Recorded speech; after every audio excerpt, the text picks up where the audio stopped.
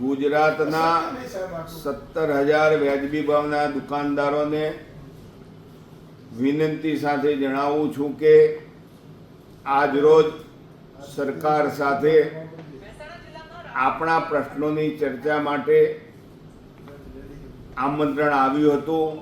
બંને સંગઠનના પ્રતિનિધિઓ હાજર રહ્યા હતા. ચર્ચા બહુ સાનુકૂળ વાતાવરણમાં થઈ. કેટલાક મુદ્દાઓ પર સહમતિ સધાઈ, પરંતુ દૂધનો દાજેલો છાશ ઝૂંકીને પીવે એવી પરિસ્થિતિ ભૂતકાળમાં આપણી સાથે બની છે. એટલે આપણે આના દુકાનદારોનો આગ્રહ હતો કે જે નક્કી કરો એનું લેખિત લેજો.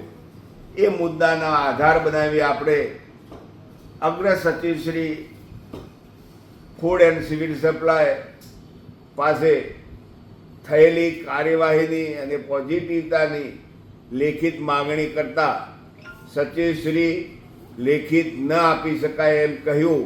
એટલે આપણે આ મીટિંગ ફ્લોપ થયેલી જાહેર કરીએ છીએ અને દરેક દુકાનદારને વિનંતી કરીએ છીએ કે કોઈ પણ દુકાનદાર કોઈ પણ પ્રલોભન, કોઈ પણ દબાણ, કોઈ પણ ભય પ્રસ્થાપિત સરકાર તરફથી કરવામાં આવે તો પણ ડગતા નહીં અને ચલણ ભરતા નહીં, પરમિટ જનરેટ કરતા નહીં.